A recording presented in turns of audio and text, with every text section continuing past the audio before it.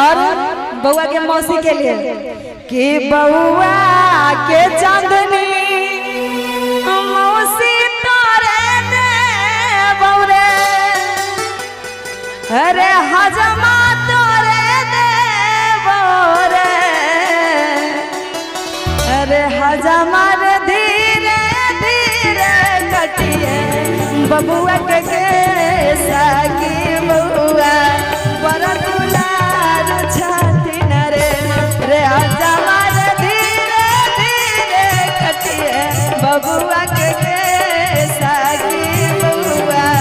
बड़ा दुलार छाती न रे बउआ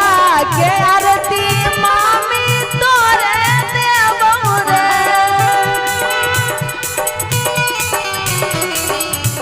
बउआ के आरती मामी तोरे देबौ रे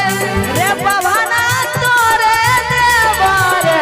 रे हजमा रे धीरे धीरे कटिए बउआ के साकी बउआ बड़ा दुलार छाती न रे रे हजमा रे धीरे धीरे कटिए बउआ के साकी बउआ बड़ा दुलार छाती न रे आर जिया क्या बात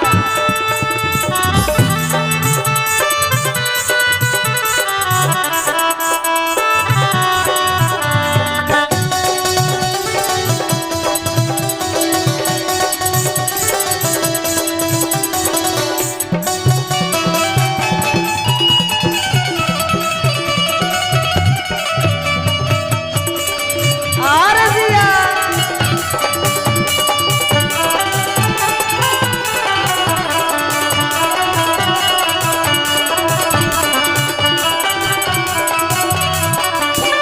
और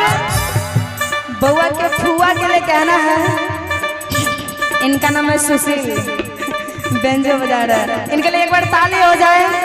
क्योंकि इनको बउआ के फुआ मिलने वाली है बउआ के फुआ सुशील भैया तोरे देवा हो बउआ के फुआ पवल का तोरे देवा हो सुशील भैया तोरे देवा हो सुशील भैया बढ़िया बढ़िया गाना तू बजा बाकी बउआ के फुआ तोरे मिलता हो सुशील भैया बढ़िया बढ़िया गाना तू बजा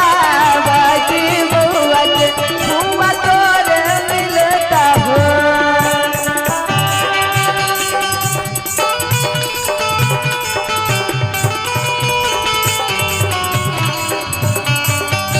अरे जिया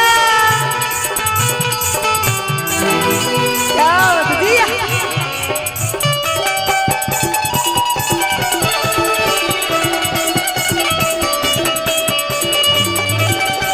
ताली हो जाए ताली